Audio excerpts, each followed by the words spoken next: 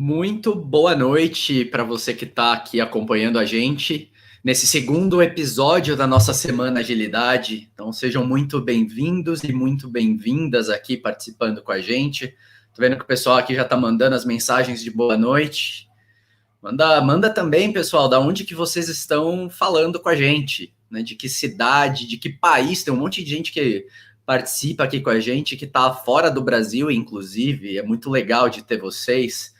Ó, o Rafael Carvalho ali mandando boa noite, a Mirella, pessoal que está participando no LinkedIn também, comenta aí, digita aí, né? Manda seu boa noite, seu emoji aí, da onde que você está digitando. E lembrando, né? Mande também, né? O que você trabalha dentro da tua empresa, né? Olha só, a Janilha ali mandando, né? Que é da Argentina, pessoal de Toronto também, né? E a Osasco, grande Osasco também aí com a gente participando, muito legal. E então, como eu estava falando, né, participa também e manda, né, também qual é a tua posição, qual é o teu cargo, né, dentro do teu ambiente corporativo hoje. A gente vem batendo muito nessa tecla aqui dentro na Lura, né, das carreiras em T, né, dos desenvolvedores, desenvolvedoras e carreiras no geral líquidas, né. E hoje a gente precisa dominar, né, diversos conhecimentos, e um desses conhecimentos é o que a gente está discutindo aqui durante essa semana de agilidade. Olha que legal, pessoal do Pará, pessoal de São Caetano, Mato Grosso, Várzea Grande, poxa, muito legal, Santo André, Belo Horizonte. Continuem participando e lembrando, né, mandem ao longo da conversa que a gente vai tendo aqui, mandem também suas perguntas, né, vai digitando aqui no chat, né, as suas perguntas, as suas dúvidas. A gente está com dois convidados muito bacanas aqui para bater um papo com a gente sobre agilidade num perfil de empresa muito bacana. Mas antes, vamos começar a trazer aqui quem vai participar dessa conversa aqui com a gente. E para começar, junto comigo, para trocar esse papo muito legal e enriquecer essa conversa demais, né? Quero chamar aqui para a tela, vem, Magno, Alexandre Magno, fundador da Emergita e meu co-host aqui durante essa semana. Tudo bom, Magno? Boa noite. Opa, Adriano, boa noite, tudo bom? Animadíssimo. Aquele papo de ontem com o pessoal do Magalu foi fantástico, né? Cheio de feedbacks maravilhosos, e hoje vai ser também de altíssimo nível, né? Se ontem a gente falou muito de varejo, né, que é um desafio para a agilidade, hoje a gente vai para o mundo dos bancos aí. Tô animadíssimo. Pois é. E para participar, né, o Magno falou, né, estamos trazendo um banco, um grande banco, né, para conversar com a gente hoje. A gente quer convidar aqui também o pessoal do Itaú, né? Então queria trazer aqui também para a tela, não sei de que lado que vai aparecer, eu queria trazer aqui para a tela o Edson Portilho. Cadê o Edson? Ah, Opa! O Edson é especialista de agilidade dentro do Banco Itaú e conhece, a gente estava batendo um papo aqui nos bastidores, conhece horrores de cabo a rabo, os detalhes e os meandros aí de agilidade dentro do Itaú. Tudo bom, Edson? Boa noite. Tudo bom, Adriano? Primeiro, boa noite aí para todo mundo. Legal, todo mundo tenha participado, esteja participando aqui com a gente, né? Espero que vocês gostem bastante. E obrigado pela oportunidade aí da gente falar sobre esse assunto aqui na Semana de Agilidade. Muito legal. E talvez o pessoal que conheça o Edson, o Portilho aí estranhe, eu tô chamando ele de Edson, mas eu acabei de descobrir que o pessoal só conhece ele por Portilho. Vocês façam um deparo aí na cabeça de vocês mentalmente aí. E para completar a nossa bancada aí, para bater esse papo com a gente e também contribuir demais aqui com a conversa, quero trazer também o Fernando Contop. O Fernando, cadê onde que vai aparecer? Aqui embaixo. O Fernando é diretor de tecnologia, né? Diretor de TI dentro do Itaú. Tudo bom, Fernando? Boa noite. Fala, Adriano, tudo bem, cara? Obrigado pelo convite, super prazer estar aqui com vocês. Todo esse papo aí, valeu, Alexandre, vamos aproveitar. Legal, vamos sim. E, gente, para dar o pontapé aí inicial, né, como o Magno falou, ontem a gente trouxe uma empresa muito legal, né, de contar a história, que é a Magalu, e toda a história de transformação que a Magalu, né, o Magazine Luiza tem passado ao longo do tempo.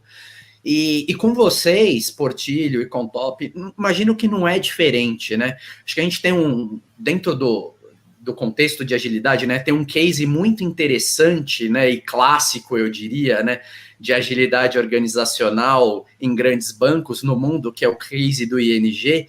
E eu acho que no Brasil, eu um pouco conhecedor do case do ING, mas no Brasil eu imagino que a gente tem o case do Itaú, de transformação digital, muito forte, que tem acontecido recentemente, e de agilidade também, que tem acontecido. Queria que vocês contassem para a gente um pouquinho, né, para começar aí essa nossa conversa, de onde que veio, né, a necessidade desse movimento de transformação digital dentro do banco? Qual que é o objetivo de vocês? Aquela história de cliente no centro, onde é que se encaixa tudo isso? Muito boa noite e vamos lá. Bom, vou começar aqui com o top aí, você vai me complementando aqui, né? Acho que quando a gente fala de agilidade ali no Itaú, né? Eu vim lá do banco de atacado, né? Então eu sabia um pouco do que estava acontecendo no Itaú como um todo aqui, e ouvi algumas histórias desde 2010 ali, né? Então um dos nossos diretores executivos ali hoje, né, atual, o Ricardo Guerra, eu acho que ele começou um movimento ali em 2010 dentro do banco, que estava muito preocupado em como é que eu formo times multidisciplinares, né, para que eu consiga entregar resultados de negócio. E na época, eu acho que eles nem estavam tão preocupados ali em relação ao método que eles iriam usar, tal, estavam muito mais preocupados ali em ter times ali que resolvessem problemas de negócio mesmo, né? Usando já KPIs e tal. Mas isso a gente tinha alguns times trabalhando nesse formato, né? Que já foi uma coisa interessante. E também o que eu reparava ali, né? Que dentro da organização também, dentro da área de tecnologia, algumas áreas de fora também, você tinha ali ilhas que a gente chama ali, né? De times dentro da estrutura funcional que a gente tinha na época, dentro de uma superintendência, uma gerência, uma coordenação, por exemplo. Legal, vamos começar a usar o ágil aqui, né? Que eu vejo que era um movimento muito natural ali na década passada, né? Dessas empresas grandes, assim, era a forma como elas estavam encontrando uma solução para conseguir começar a usar agilidade, o Scrum, Kanban, que seja, né? Então, ali, por exemplo, eu acho que a gente começou a ter esses times tentando trabalhar usando um método diferente para conseguir ter resultados diferentes, né? E a gente veio, né, com esses times, assim, alguns times tentando fazer isso. Por volta ali de 2013, né, a gente teve um programa bacana ali dentro da área de tecnologia, né, que dentro desse programa a gente estava olhando como é que a gente poderia se reorganizar para trabalhar melhor, né? Como é que a área de tecnologia poderia trabalhar melhor. E aí acho que uma das coisas também era ter o banco digital, né? O banco do futuro ali e tal. E um desses componentes ali estava muito ligado à agilidade e ao Lean, né? Como é que a gente começa a incorporar essas coisas aqui dentro do banco, né? Para que a gente evolua o banco como um todo, mas começando ali pela área de tecnologia. E ali depois disso, né, a gente teve esse movimento inicial que foi bastante bacana ali, né? A gente começou a pegar alguns programas grandes, projetos grandes dentro do banco, né? Então, quando a gente fala do banco aqui, eram projetos bem grandes mesmo, né, estruturantes ali. A gente falou, legal, como é que a gente pode pegar esses projetos aqui, em vez de trabalhar de uma forma waterfall, eram projetos mesmo, né? A gente poderia usar uma abordagem diferente, uma abordagem mais ágil, né? Conseguindo fazer entregas de valor parciais, tal, e tudo isso que vocês conhecem em relação à agilidade. Acho que aí a gente começou, teve vários aprendizados, isso foi bacana, né? Como a gente começou a exercitar essas coisas, foi bem legal, porque a gente começou a ter aprendizados e ter dificuldades ali, né? Que quando você não executa, você não vai saber, né? Só começamos a aprender por causa disso. E ali por volta de 2015, 2016, a gente falou, legal, temos feito esses projetos aqui, esses programas, agora acho que a gente poderia dar um passo aqui na área de tecnologia, que tinha um movimento ali de especialização um pouco das pessoas, né? todo mundo tentava fazer tudo, né? Era igual a analogia com o pato, né? Eu sei que tem a questão do T, que é importante também, mas mesmo no T ali você tem que tentar entender um pouco melhor de alguma coisa, né? De algum assunto. Então, teve esse movimento das especializações ali, pô, preciso ser um bom testador, um bom desenvolvedor, um bom engenheiro e tal. E aí a gente falou, legal, como é que a gente aplica isso aos nossos projetos, né? A gente passou num cenário ali durante um ano tentando desenvolver projetos ali, utilizando esses times multidisciplinares, mas não eram estáveis, né? Eram times que eram montados e desmontados. E a gente viu que a gente teve alguns problemas, né? Principalmente na alocação desses times, é muito difícil. Quando a gente está falando aqui de 5 mil pessoas, projetos sendo criados e encerrados ali, para você conseguir organizar toda essa malha, é bem difícil. E aí a gente começou a falar, poxa, vamos fazer o seguinte, vamos dar um próximo passo aqui na nossa jornada, né? Acho que tudo isso a gente já tinha meio que... a gente teve uma visão de como fazer essas coisas, né? Mas a gente foi dando esses passos ali, e agora chegou o passo da gente montar times estáveis aqui dentro da área de tecnologia, né? Aí no mercado o pessoal conhece como tribos, tal, né? Como a gente está falando de 5 mil pessoas, né? Então a gente teve que criar várias tribos, e no banco a gente chama essas tribos de comunidades de entrega, né? No caso da área de tecnologia. Então, a gente primeiro fez um experimento ali, né? Criando 3 tribos ali, ou comunidades de entrega, né, para aprender um pouco ali ao longo de 3, 4 meses, né, em relação a isso, e até para o modelo que a gente concebeu, né, então a gente falou, legal, vamos pegar algumas inspirações aqui de algumas empresas, né, de outros bancos, alguns frameworks aqui. A ideia nunca foi tentar colocar um framework, né, dentro da área de tecnologia, mas pegar coisas boas desses frameworks, coisas que seriam, nem sei se são boas, né, mas coisas que para a gente, para o nosso contexto, fazia sentido, né. Então a gente acabou desenhando um modelo ali, né, de comunidades, né, com a taxonomia dos times, como é que os papéis que a gente ia colocar, como é que a gente ia trabalhar, para dar segurança, acho que isso aí foi importante, né, para dar segurança para as pessoas também. Eles pediram bastante, os times, né, as pessoas pediram bastante para a gente, poxa, mas a gente vai chegar aonde, né, aonde, nesse movimento aqui, qual é o que a gente quer ser, quando a gente está falando de ter times estáveis, que vão conseguir resultados aqui, né, então, acho que aí, nesse caso, a gente acabou criando um modelo ali que a gente chamou, onde a gente definia ali grandes objetivos que os times deveriam percorrer, né? A gente até chamou esse modelo de camps, né? Para fazer uma analogia ali com a escalada no Everest. Você começa aqui, fica um tempo ali, se aclimata, tal, aí depois você vai continuando, tal. Então foram algumas coisas que a gente foi criando, né? Para dar segurança para as pessoas, né? Para elas entenderem, para que elas pudessem entender durante aquele tempo o que elas iam fazer, qual seria o próximo estágio, tal. E beleza, né? Acho que assim, a gente rodou esse experimento, a gente teve muitos aprendizados ali, vimos que a gente tinha muitas dificuldades também, né? E aí a gente olhou e falou, legal, vamos então rolloutar isso aqui, né? Para a área de tecnologia como um todo, né? Então a gente tem cerca ali de 500 squads nessas comunidades de entrega, né? Trabalhando ali. Cerca de umas 40 ou 50 comunidades, né, de entrega, e aí a gente veio trabalhando, né, durante ao longo desses 2, 3 anos, né, dentro da área de tecnologia, mas a gente começou a perceber que isso a gente já sabia também, né, a hora que o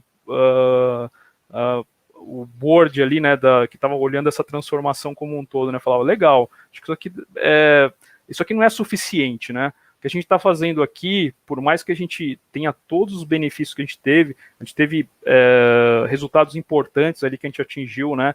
Dentro dessas comunidades de entrega, e foi bastante bacana. O que a gente estava fazendo, a hora que a gente olha o banco como um todo, né? É um water scrum fall, né? Que a gente, a área de negócio ali, ela acaba tendo uma visão de um produto que ela precisa desenvolver, né, pensa aquilo lá, tudo, eu tenho que fazer assim e tal, legal, vou passar aqui para as comunidades de entrega. Aí as comunidades de entrega acabam trabalhando de uma forma mais ágil mesmo, né, conseguindo fazer, planejando entregas parciais ali e tal, como fazer isso, mas a gente percebia que isso, a gente só estava, isso não é uma agilidade organizacional, né, isso era apenas uma agilidade ali dentro de um escopo dentro do banco, que já é gigante, mas era ali dentro de uma área. E aí a gente começou a pensar em próximos passos aqui, que aí sim tem a ver com essa agilidade organizacional. Quer dizer, como é que a gente traz aqui para o banco, né, uma agilidade para que o banco como um todo consiga se adaptar rápido às mudanças. Acho que esse é um dos pilares ali. E o outro também tem a ver com a questão de centralidade no cliente, né? Então, por exemplo, quando a gente fala de uma transformação digital, e que a agilidade faz parte ali como meio, não como fim, né? Acho que isso é importante também. A gente está falando que a gente está fazendo tudo isso, né? Pensando na centralidade do cliente, né? Os times ali deveriam estar olhando, assim, problemas que eles deveriam resolver, né? Então, aí a gente não está orientando a método, a isso ou aquilo, mas a gente está falando assim, vocês entendem bem os clientes que vocês têm aqui, né, que a gente tem, que problemas que eles têm que a gente poderia resolver e também trazer aqui resultados de negócio para o banco, né? Eu acho que essas coisas todas elas têm que estar alinhadas, né? E é isso que a gente falou, poxa, esse aí já seria o próximo passo que a gente precisa dar, né, que a gente está trabalhando. E acho que o Contop pode complementar bastante, né? Não, perfeito. Eu acho que o Portilho pegou os principais pontos aqui e acho que construindo em cima disso aqui, quer dizer, a hora que ele falou ali, né, quando a gente falou de trazer o cliente para o centro de fato, uma coisa que a gente aprendeu é que você não consegue, né, o tema agilidade é sobre como a empresa trabalha, né, não é sobre como uma área trabalha, né, não funciona muito bem se você tenta fazer uma etapa da cadeia de valor, né, na verdade você tem que olhar para o cliente e falar, legal, qual que é a jornada que esse cliente tem, né, como é que ele percorre essa jornada, e como é que a gente se organiza, né, como os times, com todas as especialidades que aquele time precisa, né, para atender aquela jornada do cliente, em torno dessas jornadas, de fim a fim. Então, e aí não tem diferença não funciona muito bem quando você tem, olha, tem uma área que pede, outra que executa, na verdade é todo mundo junto, né, com objetivos muito bem alinhados, pensados naquela jornada, né. Então, acho que isso foi algo que a gente aprendeu também bastante, algo que a gente acredita muito, né, a gente tem bons casos aqui onde esse trabalho conjunto, né, vem rendendo ótimos resultados, e é algo que é um processo contínuo, é uma jornada, né, como o Portillo descreveu aqui, a gente está nela ainda, nós não nos avaliamos como estamos lá ainda, nós estamos num caminho onde, eu não sei se de verdade tem uma chegada, é muito sobre como o Portillo comentou ali, de como organização, né, como times aqui dentro do Itaú, o mais importante que a gente vê sobre, quando a gente fala de agilidade e o mindset sobre isso aqui, é de como a gente lidar constantemente com mudanças, né, porque essa é a única certeza que a gente tem, é que as coisas continuarão evoluindo, a gente vai encontrar modelos mais eficientes de se organizar,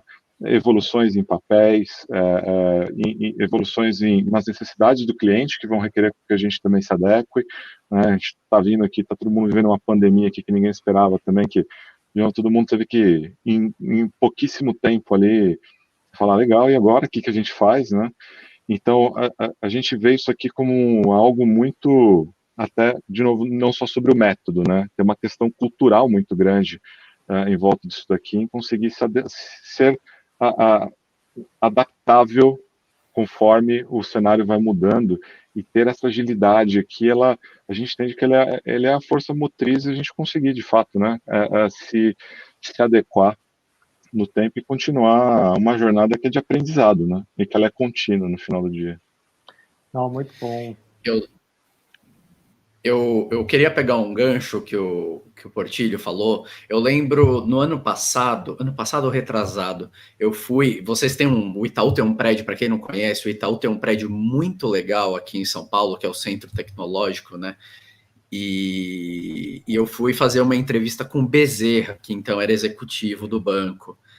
E no podcast, e mesmo no briefing antes do podcast, conversando com o Bezerra, ele falou, na porta, na sala da reunião, na sala que a gente entrou, né, para fazer a reunião, tinha um adesivo bem grande, se eu não me engano, era alguma coisa do tipo: essa reunião que você vai ter tem alguma coisa a ver com o cliente, né? Eu não lembro exatamente a frase, se vocês puderem corrigir e tudo mais, ou se tiver errada, legal.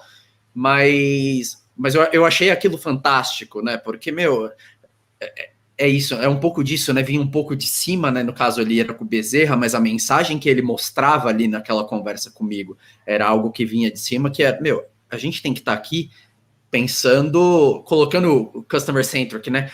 Colocando o cliente na frente para a gente entender, como o Contop complementou depois, né? Toda a jornada dele. Eu lembro, vocês foram falando, eu lembrei dessa passagem e eu achei fenomenal.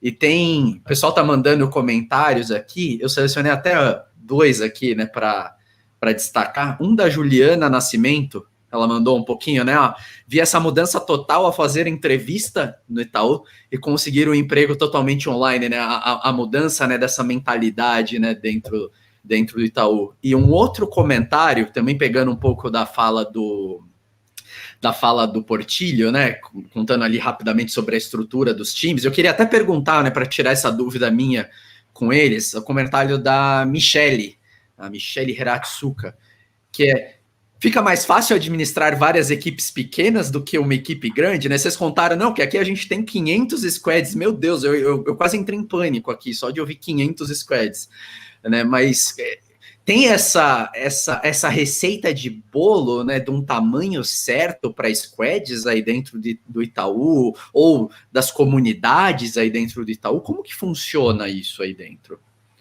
Então, o que a gente pensou aqui, né, em relação ao tamanho do squad, né, a gente usou tem vários métodos aí no mercado. A gente usou um que tá mais no nosso contexto ali, que é 9, mais ou menos 2 pessoas, né, trabalhando ali nos squads, que vem ali um pouco do Discipline Agile, né, do ágil disciplinado. É um pouco é um pouco maior do que o Scrum, por exemplo. Mas por quê? Porque os nossos times são maiores mesmo, né? Então, você fala assim, vou ter uma equipe de 5 pessoas, nossa, aí eu teria, em vez de ter 500, poderia ter 1.500 squads, né? Então, o overhead seria muito maior. Outra coisa também que a gente colocou esse número, né, de 9 mais ou menos 2, é porque a gente trabalhou muito com uma questão chamada de uma tríade, né, em relação a alguns papéis. Então, que você tem ali o PO, né, olhando mais a parte de priorização ali do backlog, né, fazendo as outras responsabilidades do PO. A gente tem uma questão ali de um tech lead, né, que no caso do ágil disciplinado ele chama de architecture owner e tal, mas a gente achou melhor usar o nome tech lead para essa responsabilidade. E tinha um outro ali que era o team lead, né, que ele é um papel como se fosse um Scrum Master, mas com algumas responsabilidades a mais do que um Scrum Master, porque para o banco isso é necessário, né? E também porque a gente não queria ficar preso ali a uma terminologia de um método, né? Porque a gente queria, cara, para o seu contexto ali, se você quiser usar outras abordagens, você tem a oportunidade de usar outras abordagens ali, né? Então, foi um pouco por esse motivo também. Então, assim, em relação ao tamanho do squad, é isso, né? Por isso que a gente chegou a tomou essas decisões. Mas aí a gente via casos lá, poxa, eu fiquei aqui com 13, né? Nossa senhora, meu squad vai ser punido, né? Tem um indicador lá que meu squad tá um tamanho maior. Não, gente, não é isso, né? Acho que a ideia é ter uma referência, né? Como se fosse guarda-reios mesmo ali, né? Mas se você, no caso, teve 13 e faz sentido ter 13 e você está conseguindo trabalhar com 13, qual o problema se você está conseguindo trabalhar bem com 13 pessoas? A gente sabe que tem dificuldades de comunicação, tem as linhas de comunicação ali todas, mas a gente não ficou preso a isso, né? Acho que a outra, e aí tem outras coisas, né? Então, por exemplo, nesse caso aqui eu não tenho um tech lead, mas faz sentido ali, se de repente não faz mesmo, talvez qual o problema, né? Então, algumas coisas nesse sentido a gente tinha que analisar, né? Acho que a outra questão é assim, legal, eu tenho os meus squads ali, mas quantos squads eu posso ter numa comunidade, né? Que é a outra pergunta que o pessoal normalmente faz. Aí a gente conseguiu pegar também outro número aí famoso, Dunbar's Number, né? Que é famoso aí no mercado, que tem a ver com, ele coloca ali cerca de 150 pessoas, né, que você coloca trabalhando juntas, né, você consegue ainda ter uma coesão, né, uma comunicação entre elas conseguem se conhecer ali, né, e a partir desse número fica mais difícil, né. Então, quando a gente cria uma comunidade, né, lógico, ela não pode ser nem muito pequena e também nem muito grande, mas gira em torno ali de, sei lá, 70 a 150 pessoas, né? Aí tivemos casos de comunidades maiores do que essa, que é são aqueles casos que a gente precisa avaliar, né? Tivemos. Aí o que a gente acabou fazendo é ter divisões intermediárias ali nessas comunidades, que a gente pegou um pouco ali da estratégia do SAFe, né, para fazer isso, que chama de release trains ali, onde uma comunidade podem ter agrupamentos de squads ali que tem uma certa afinidade, né, para conseguir dar uma coesão ali para aqueles times. Então, a gente foi pegando coisas ali para o nosso contexto, né, para ajudar a gente. Bem bacana. E nessa linha, assim, pode seguir. Vai lá, mano. Não, eu queria só colocar em cima do que o Portilho falou, assim, uma coisa também que a gente aprendeu, assim, o tamanho do time ser menor, ele é super importante também, por, acho que 2 outros aspectos que a gente vê aqui quando a gente fala de agilidade. Um é a gente conseguir delimitar bem contexto, né, de fato a gente não ter, os times terem um propósito muito claro ali, eles têm uma missão super definida, a gente vê que isso a gente aprendeu que isso é super importante, né, para garantir, inclusive, produtividade do time, o time ter missões claras, né, então quando eventualmente você tenta fazer um time muito grande, fica mais difícil você, inclusive, poder, né, determinar contextos, propósitos e quais são as missões, né, para aquele time, até para ele poder depois ter autonomia, né, para ele perseguir aquelas missões.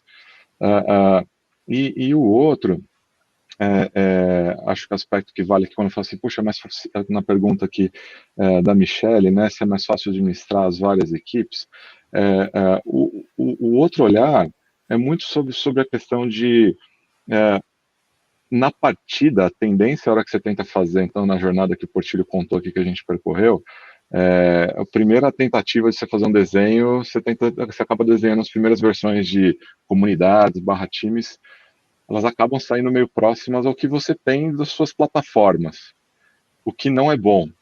Na verdade, o que a gente quer, como eu comentei, que foi um aprendizado nosso, a gente deveria estar buscando colocar os times desenhados em torno de jornadas.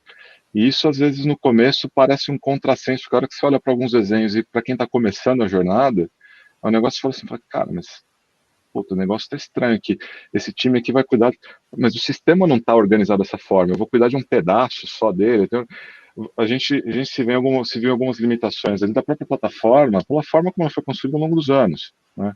Então, mas esse é o tipo de problema bom para acontecer, porque uma vez que você organizou os times pequenos, né, e em torno das jornadas, essas próprias questões arquiteturais das plataformas e o como elas vão se comunicar para gerar mais independência dos times, os próprios times começam a poder trabalhar nisso aqui, né, de uma forma quase que cada time buscando a sua própria autonomia. Então você ganha com esse movimento também de ter os times pequenos, uma outra questão de, no começo daquele friozinho na barriga, você fala, cara, isso aqui vai dar ruim porque não vai funcionar na hora que a gente for mexer nos sistemas. E, na verdade, você ganha muito no tempo, porque você cria os desacoplamentos, você acaba gerando desacoplamentos também das suas plataformas, e numa direção, de novo, né, muito alinhada com o que o cliente vive. Então, acho que é outra vantagem de a gente dividir os times em unidades menores aqui também.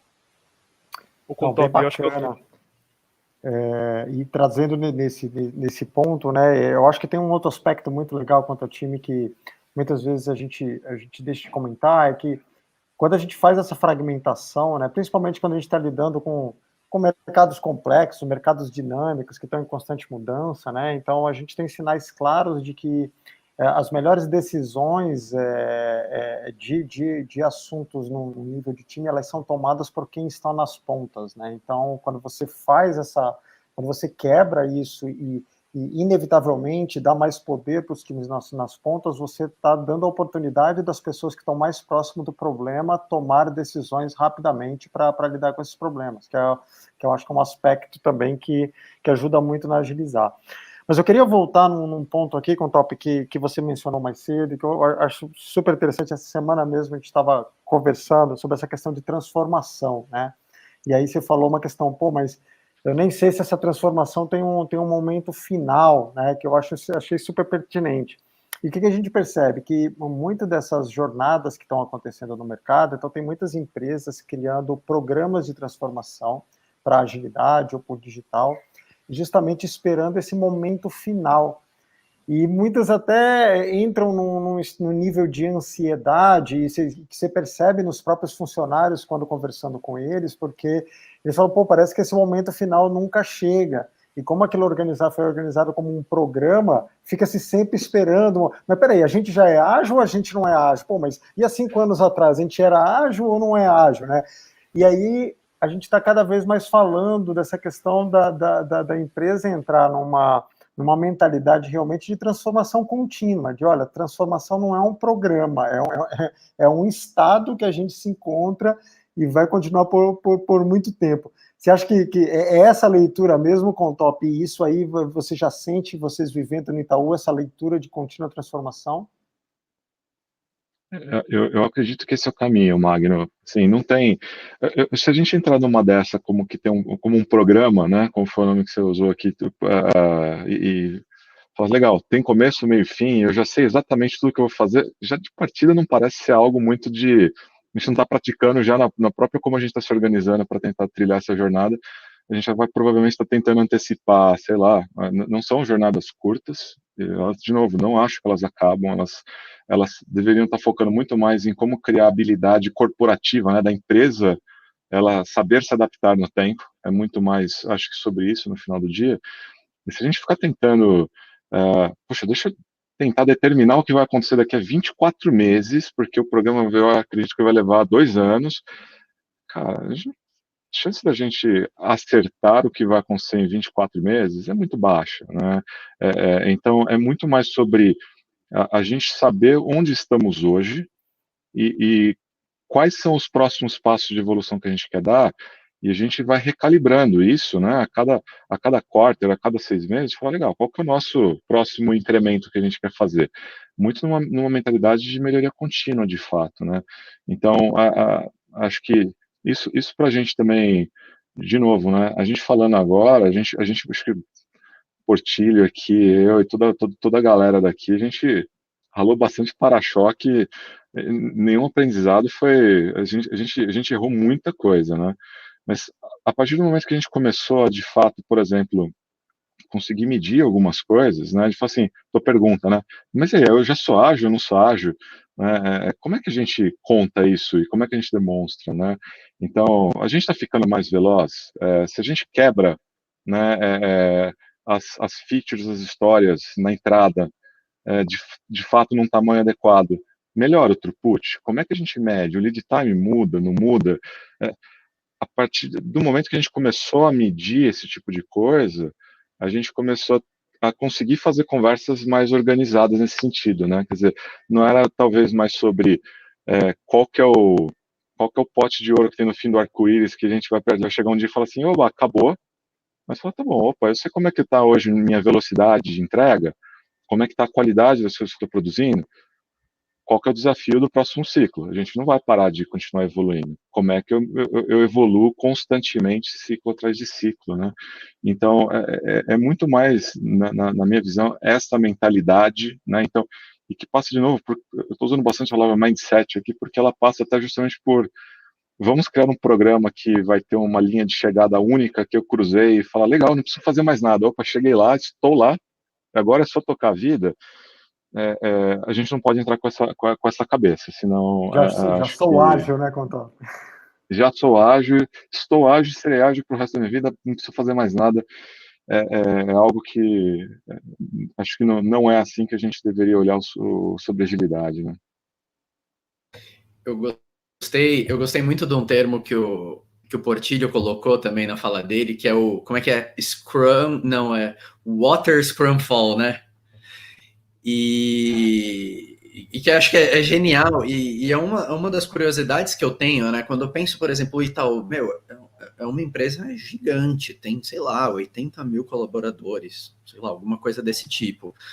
E a agilidade, né, nesse caso, como vocês contaram, né, pra gente, começou dentro de um contexto de tecnologia. E muito hoje se fala da questão, né, da agilidade organizacional, né, ou do business agility, né, que é essa agilidade transpondo, né, as paredes da área de tecnologia e começando a entrar em outras áreas além de tecnologia. Hoje, qual é a visão de vocês, né, melhor dizendo, com relação à agilidade indo além, né, da tecnologia, né, expandindo além da tecnologia? E quais desafios que vocês veem, né, nesse sentido, dentro do Itaú e também no mercado? Quer puxar aí, Portilho? Começo aqui. Então, o que eu vejo aqui, né, até outras empresas já estão mais adiantadas em relação a isso, né, talvez aqui no Brasil a gente esteja um pouco mais atrasado e tal, mas acho que a gente está no caminho. O que eu vejo aí é assim, eu gosto muito de olhar ou que o Contop falou de jornada, né, ou de value stream, né, que a gente tem esses value stream na empresa, mesmo que seja por unidades de negócio, que sejam, né, mas a gente tem as jornadas e os value streams ali definidos.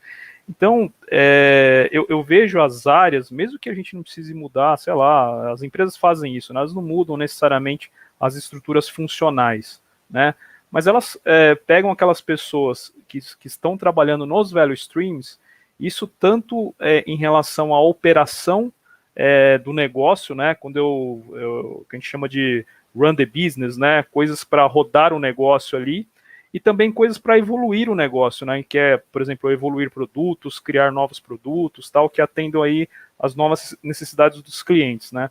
Então, quando eu vejo isso, e a gente está falando desse movimento de agilidade organizacional, a gente tá falando, como é que a gente consegue colocar essas pessoas juntas, né, que estão correlacionadas ali ou relacionadas dentro de um value stream ou de uma jornada, por exemplo, para que elas trabalhem em conjunto e que cada uma, né, com o seu skill, né, ou que seja de produtos, ou que seja de design, ou que seja de tecnologia, ou que seja de operações, sei lá, marketing, jurídico, uma série de áreas ali, mas como é que elas conseguem contribuir ali para, primeiro, acho que é importante ter uma visão, né, onde eu quero chegar aqui com esse grupo de pessoas aqui, o que eu preciso entregar tanto para os meus clientes quanto para a minha empresa também, né, porque na verdade somos um negócio, né, então a gente tem que olhar a questão dos clientes, acho que é super importante, mas também temos que olhar essa questão do negócio. Então como é que a gente coloca essas pessoas juntas, né, trabalhando em função disso? Eu vejo a agilidade organizacional muito em relação,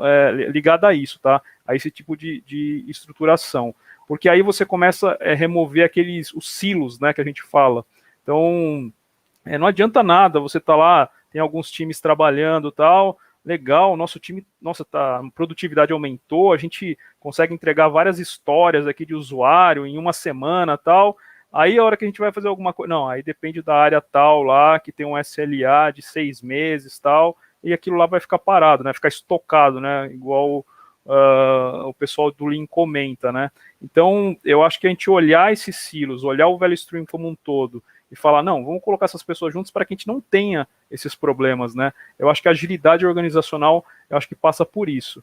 E muito importante, acho que o Contop falou, né, eu acho que aí tem, talvez seja a coisa mais difícil, uma das coisas mais difíceis, né, a gente está falando de cultura aqui, né, e quando a gente fala cultura, não é algo, é alguma coisa que as pessoas fazem no dia a dia ali, né, então, as pessoas começar a entender, nossa, é assim que a gente vai trabalhar, tal, isso demora um certo tempo, né, a gente precisa ter pessoas ajudando ali, que a gente consiga fazer isso, né, então passa por isso também.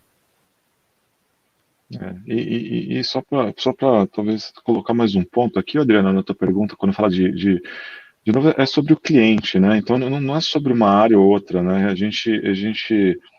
E fazer essa transformação conjunta, ela é super difícil, né? Porque no final do dia é uma agenda sobre pessoas, que é o ponto que o Portilho falou, né? Quando eu falo de cultura, é uma agenda de pessoas, né? Não é uma agenda nem tech for tech, nem do método pelo método, mas no final do dia, a gente está querendo poder testar mais hipóteses com os nossos clientes, para poder aprender cada vez mais com dados do que está acontecendo com aquele cliente e reagir àquelas informações rapidamente para ir evoluindo, né? No final do dia é sobre o negócio, é sobre como a gente, como organização, se torna mais competitivo, né?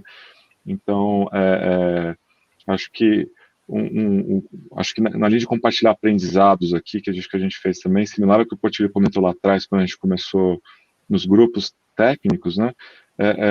Acho que tentar fazer alguma mudança desse tipo de coisa, Big Bang, é algo com pouca probabilidade, né, de dar certo. Porque, de novo, tem uma agenda de pessoas muito grande aqui, né?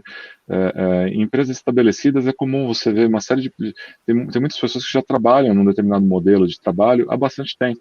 E está tudo certo, né? Não tem nenhum ponto em relação a isso, ou qualquer julgamento ou avaliação, mas existe um período de você aprender, né? É você reaprender outras coisas, você aprender um novo modelo de trabalho que requer uma adaptação, né? Então, fazer isso, né, num grupo heterogêneo, como a gente falou, especialidades diversas aqui, né? Então, tem times de produtos sentados com engenheiros de software, com pessoas mais de UX na mesa, todos juntos, pessoas com uma diversidade bastante grande, em todos os sentidos que você puder imaginar, é super rico ter essa diversidade no grupo.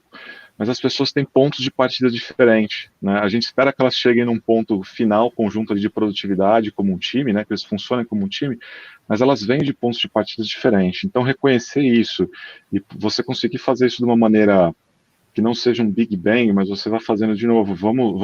Onde são os lugares mais importantes, eventualmente aqueles que têm a maior prontidão e vontade de mudar, onde que é mais importante a gente fazer a mudança, né, por organização? Começa pequeno, a gente roda o modelo, testa, porque não vai ter um modelo que vai se encaixar lindo, maravilhoso, pronto, que às vezes, né, o Portilho acho que trouxe super bem aqui. É muito bom você buscar modelos como inspiração, né, mas você precisa trazer ele para a sua realidade, né? E nada melhor do que você experimentar, rodar um experimento, ver o que vai acontecer com ele, falar, poxa, isso aqui funcionou bem, isso aqui funcionou não tão bem, vamos adequar. E aí você, sim, depois você começa a ganhar atração, né? Então, acho que é o outro ponto que eu colocaria aqui é uma agenda de pessoas, né? Super grande. Então, a gente precisa fazer aqui com bastante carinho e atenção para todo mundo poder fazer parte disso aqui, ter oportunidade de aprender e se desenvolver no caminho. E nessa linha da agenda de pessoas, tem um comentário aqui muito bacana do Claudinei Gibim, né, falando, o que é mais impressionante é que a alta liderança do Itaú está 200% engajada na transformação. Né, é um caminho sem volta e com muito aprendizado. Então, tem um pouco da agenda de pessoas, né? E se a liderança também, né, não está comprada disso daí, dificilmente, né, o negócio vai acabar funcionando, né? Eu imagino. E eu separei aqui também, né, mais uma outra pergunta bem técnica, né, bem específica aqui que mandou, o Fábio Margarito mandou, que aí eu queria que vocês, gurus, aí me ajudassem nessa pergunta e nessa resposta, viu? Num processo de reestruturação de uma empresa para agilidade, né, dado a experiência de vocês, como fariam, né? E aí, escolheriam a Business Unit ou Value Stream apenas e provariam o conceito?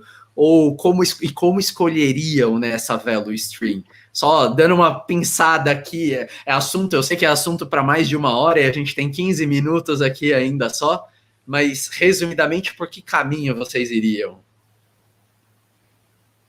Quer puxar aí, Portilho? Vamos lá. O Marco de casa, né? Vou dar um abraço aí para ele já de partida. Um abraço ao Margarito, super gente boa. Pergunta difícil, hein, Margarito? Vamos lá. Eu acho que aqui não tem, primeiro, eu acho que não tem aquela resposta de a bala de prata, né? Então, esses dias eu estava fazendo tô fazendo um workshop, né, relacionado, e uma das coisas lá que o pessoal está comentando, um dos tópicos é sobre time topologies, né, topologia de times.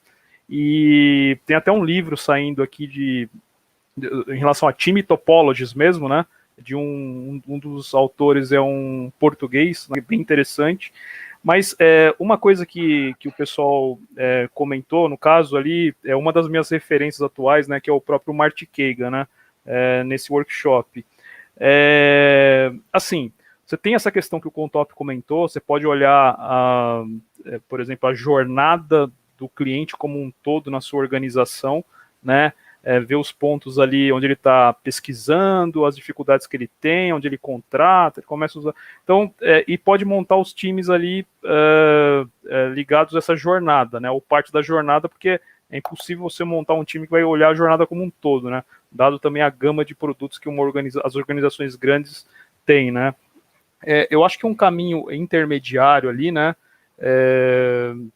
Acho que tem muito a ver com a questão de business units mesmo, né? Então a gente tem um determinado assunto ali, um conjunto de produtos ali que tem uma certa coesão, onde a gente entregue um produto para um cliente, né? Então, organizar as pessoas ali dentro daquela business unit, que foi a pergunta que ele fez, né? Eu acho que, por exemplo, a opinião, por exemplo, do próprio Marty Kagan, né? Ele acha que esse é um caminho melhor do que em relação à jornada, por exemplo. Então, estando as pessoas certas ali, para fazer, eu acho que uma coisa importante, né? Cada business unit, por exemplo, quando colocado nesse sentido, primeiro, ela tem que ter uma visão de onde ela quer chegar, né? Acho que isso aí é uma coisa importante. Posteriormente, traçar objetivos mesmo, mensuráveis ali que a gente tem que atingir, por exemplo, num quarter, num semestre, né? E aí, acho que talvez uma questão importante é deixar os times ali mesmo, times multidisciplinares, e não são só disciplinas de tecnologia, né? Times multidisciplinares com disciplinas do banco como um todo, ou de uma organização como uma toda, por exemplo, mas que eles consigam se resolver, entendeu? Então, eu acho que talvez uma questão importante é você não ter várias estruturas intermediárias, porque isso acaba prejudicando a agilidade, né? Então, a hora que você tem ali, por exemplo, uma estratégia bem definida, né? Um contexto estratégico do que eu quero, e falar assim, legal, agora vocês, enquanto times, né, vocês estão alinhados, vocês entenderam a estratégia? Entendemos. Cara, quais problemas vocês precisam resolver, né? E acho que tem muito mais a ver com isso. Não é features a serem construídas, é problemas a serem resolvidos dos clientes. Que problemas que vocês precisam resolver para que a gente consiga atingir aqueles objetivos estratégicos, entendeu? Então, respondendo à pergunta, nesse caso, eu acho que uma coisa ali seria por business unit, por exemplo. Mas se fala, poxa, o Portillo falou isso, agora vamos começar. Não, acho que aí depende do contexto da sua organização e da sua empresa, entendeu? De repente é uma empresa que a questão da experiência end-to-end, ela só tem um produto, é o que é necessário ali, né? Não sei o que o Contop acha. Siga o relator. Nessa linha, só para acrescentar um pouco aqui na Emerald, a gente trabalha muito o ponto de partida é a estrutura que a empresa tem hoje, ponto. E aí, igual quando a gente fala de desenvolvimento de produtos, a gente fala, a gente tem que primeiro descobrir quais são os problemas que a gente quer resolver do cliente, para então decidir que funcionalidade quer criar. Na questão de reestruturação para a agilidade do negócio, a gente pensa também muito dessa forma. Então, a gente tem que entender quais são os problemas da organização, o que está atrapalhando a organização de ser mais ágil, para então emergir aí com estruturas que podem ser moldadas a business units, que podem ser por jornadas e tal, mas tem que estar muito alinhado ao problema que aquela parte da empresa ou que aquela unidade está querendo resolver. Então, acho que estão bem alinhados aí. E agora, né, o Contop falou, né, agora a gente vive esse momento de pandemia e de repente a gente teve que se adaptar, trabalhar remoto e tudo mais. agora muita gente tendo que trabalhar remoto. O que quando vocês precisaram ir para o remoto, o que mudou muito no dia a dia de vocês, de rituais, processos que vocês tinham dentro da agilidade de vocês, que de repente deixaram de fazer sentido, ou coisas que antes vocês não faziam e vocês perceberam que vocês precisaram começar a fazer? Até agora pode colar post-it na parede? Se eu estou em casa, eu posso colar post-it na parede? Como que era? A Portilha, tem uma história aí, conta aí pra gente essa história. Pode ou não pode isso aí post-it na parede? São aqueles mitos, né, que a gente vê nas organizações ali, que o pessoal fala, não, isso a gente não pode fazer, não, isso a gente não pode fazer, não, isso a gente não pode fazer. E uma das coisas era assim, quando a gente começou a fazer os experimentos ali no Centro de Tecnologia, né, a gente, precisamos ter uma gestão à vista, né, uma gestão visual aqui, né, para os times começarem a usar, para eles começarem a entender o que eles estão fazendo, né, o nosso experimento e tal. E aí uma das coisas, a gente não pode colar cartolina aqui, nem post-it, porque os bombeiros falaram que isso aqui é proibido e tal, né? E, cara, ninguém queria fazer isso. Aí eu fui lá, né, começar a conversar com o pessoal da administração, dos bombeiros, poxa, mas que história é essa, né, tal? Tudo bem, pode ter ter uma questão visual também aqui, né? Mas por que a gente não pode colocar cartolina aqui e fazer uma gestão visual, né? E mesmo que a gente faça de forma padronizada, para não ficar, não ter um visual meio feio aqui e tal, né? E aí o pessoal falou assim, não, é os bombeiros. Aí eu fui lá, a gente foi conversar e falou, não, aqui você só não pode colocar as cartolinas embaixo dos extintores, né? E desses lugares aqui que tem segurança, tal, que tem um aspecto de segurança importante. No restante vocês podem, né? Aí a gente falou, tá bom, então a gente foi lá, começou a colocar, como era um mito, né? Então o pessoal tinha até medo de colocar post-it ali, as cartolinas e tal, né? E a gente foi fazendo isso aos poucos, né? Ensinando o pessoal a fazer a gestão visual, aí a parte de Kanban, né? Etc. Aí veio a pandemia, cortou todo o barato, né, do visual. E como é que vocês se adaptaram? Olha, esse aí foi uma questão legal, que o Contop veio um dia para mim e falou assim, Portilho, você tá vendo em relação a alguma ferramenta, né, como é que o pessoal tá trabalhando, né? A gente não tem mais post-it e tal, né? Aí eu nem não ouvi direito ali, né? Acho que... Aí comecei a investigar um pouquinho isso, né? E aí, cara, assim, eu descobri que a gente tem ferramentas, né? E agora eu sou um usuário full aí dessas ferramentas aí, né? A gente tem ferramentas, por exemplo, como Miro, Mural e outras aí para desenho e tal, né? Que a hora que você começa a usar, você fala assim, poxa, é até melhor que a questão dos post-its, né? Porque ali você já tem digitalizado tudo, a dinâmica ocorre mais fácil e tal. Então, eu, no caso, acabei utilizando mais essas ferramentas, né? E eu acho que as pessoas também, em tempos de Inception, que você precisa ter uma colaboração real-time ali, né, para fazer essas coisas, e que um quadro branco ajuda bastante, a gente perdeu isso, né? Então essas ferramentas vieram ajudar bastante, né? E esse era um mito grande que a gente tinha aqui também, né? Quer dizer, antes já se discutia, falar, legal, e aí, vamos tentar home office, né? E essa era uma das primeiras coisas normalmente que vinham para a mesa era, mas como é que a gente vai fazer as cerimônias, né? Como é que a gente vai fazer uma inception? Como é que o pessoal vai fazer isso sem as pessoas estarem juntas, né?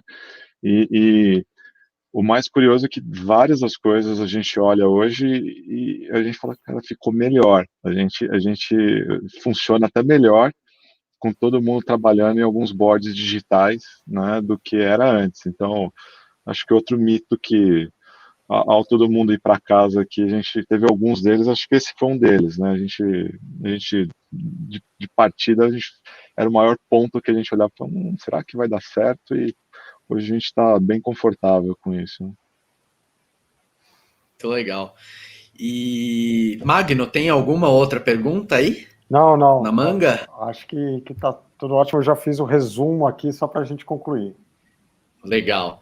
E, gente, a história de vocês é muito legal. Como eu falei, né, eu tive a oportunidade de ter visitado, né, o prédio de vocês e você vê, né, eu tinha visto ali os kanbanzinhos na parede, os quadros na parede. O pessoal, alguém aqui até mandou, né, nos comentários, cadê, deixa eu achar, o Alan Savian aqui mandou, né, com relação aos post-its, o Gustavo Cândido também, né, tirou onda aqui dos post-its. Ah, mas se eu colar o post-it na parede, então eu já posso falar que eu sou ágil, né? A brincadeira tradicional, né? A brincadeira tradicional aí do ágil. Não, tá, Gustavo, não. Mas é uma das coisas muito legais, né? Esse controle visual de você bater o olho, saber o que está acontecendo e ter um pouco do awareness ali fácil, né?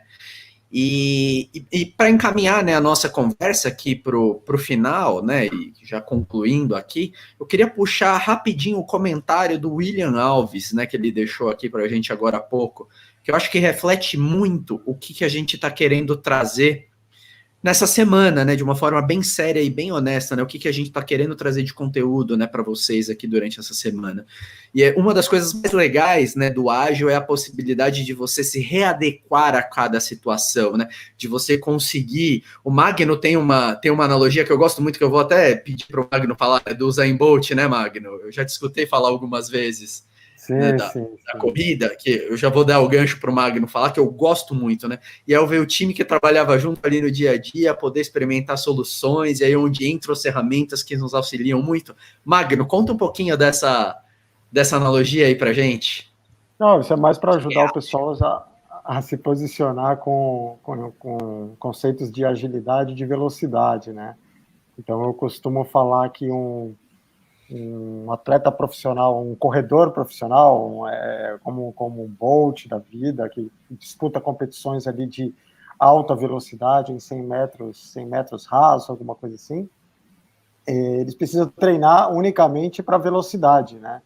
Então, eles não desenvolvem um skill muito forte, uma habilidade muito forte de agilidade. Tanto é que, se você pegar um Bolt 3, 2, 1, pá, ele sai na corrida ali, se aparecer 5 pessoas no meio tentando segurá-lo, ele vai cair, ele não vai conseguir desviar e vai perder a competição, porque o foco do treinamento dele é totalmente velocidade. Enquanto que, por exemplo, um jogador de futebol nunca vai ser tão veloz quanto um Bolt, mas ele precisa treinar e desenvolver muitas habilidades de agilidade, que é o que a gente chama muito aqui no Brasil da ginga, né? De você conseguir ir se desviando, você não tem como enxergar quais são os obstáculos que vão aparecer, então o jogador de futebol não sabe em que posição vão tentar roubar a bola dele, em quantos minutos, se virão 3 adversários ou 1, de que forma. Então treina muito a agilidade para conseguir ali se virar. Então, agilidade e velocidade, muitas vezes a gente precisa das duas, mas sempre entendendo que há diferença entre elas. E para encerrar aqui a nossa conversa, eu gostaria de deixar alguns convites aqui para vocês, né, que estão aqui acompanhando a gente. Primeiro, meu agradecimento, né, óbvio, a vocês que participaram, que mandaram perguntas, ao Guilherme Santos ali dando boa noite, a Ana comentando, né, que curtiu bastante a live. Tiveram muitos comentários muito legais aqui com a gente, né, ao longo do tempo aqui, não deu para ler todos aqui. A Ângela, por exemplo, né, dando os parabéns aí pro Contop e pro Portilho aí também, né, ótimo papo. E queria então deixar um convite para vocês, né, que é compartilha, né, o que você aprendeu aqui nesse bate-papo que a gente teve com o Portilho, com o Contop, com o Magno. Leva para as redes, vai para o LinkedIn, comenta no LinkedIn, posta no teu LinkedIn, marca o Magno, adiciona no LinkedIn o Contop, o Portilho. O Portilho eu vi lá que é super famoso lá no LinkedIn, postou lá hoje, ganhou uns quase 200 likes lá. Então, compartilha, marca a gente, né? E adiciona eles, né? Ah, ficou alguma dúvida aqui que infelizmente não deu tempo da gente entrar, né? Manda ali pra gente, manda para eles, vão me matar, né? Quando eu falo isso daqui, todo mundo me xinga depois, nos bastidores, depois todo mundo me xinga, né? Mas adiciona eles lá no LinkedIn. E esse é o primeiro convite que eu queria fazer para vocês. O segundo convite que eu queria deixar aqui para vocês se você está passando por esse momento de transformação digital, de transformação ágil na tua empresa e quer se aprofundar e se especializar em todos esses conceitos que a gente acabou discutindo aqui ao longo dessa live, ao longo dessa conversa com o Portilho e com o Contop, né, não deixa de conhecer, né, a Alura, né, acessa aqui, né, o nosso sitezinho aqui para empresas, né? A gente tem os planos corporativos que você pode conhecer e nosso time comercial te ajuda também a estruturar um projeto de educação corporativa para ajudar você a passar por esse momento de transformação digital. E o Magno também tem um convite para fazer para vocês, não é, Magno? É isso aí, Adriano. Então, dê uma visitada também no nosso site lá da Energy, energy.com.br, onde a gente está sempre fazendo trabalho com várias organizações ao redor do mundo sobre processos dessa transformação contínua que a gente conversou hoje aqui. Dá uma visitada lá. E por fim, queria agradecer, Portilho, muito obrigado, viu, pela presença, muito rico e muito profundo, né, o nível que vocês trouxeram aí. Muito obrigado, viu, Portilho? Muito obrigado, Contop, também, pelas contribuições e também profundidade aí nos temas, e foi muito, muito legal ter tido a oportunidade de trazer, né, esse mundo de agilidade do Itaú para todo o nosso público. Ô, pessoal, eu que agradeço aí. Eu que agradeço aí a oportunidade, né, a você, Adriano, ao Magno. Conheci o Magno finalmente, né, um dos precursores do ágil aqui no Brasil, foi bem bacana. Ao James ali, né, que é nosso tradutor de Libras, e ao Contop, que acabou me indicando aqui para participar da live com ele, né. Então, obrigado a todos vocês e a todos que participaram, né. Então, acho que super importante a gente tá falando de agilidade, de transformação digital no Brasil, né? Acho que a gente precisa disso. E também... Obrigado a todos pela oportunidade. James, valeu pelo trabalho aí, super bacana que você fez aí ao longo da live. Obrigado por todo o apoio.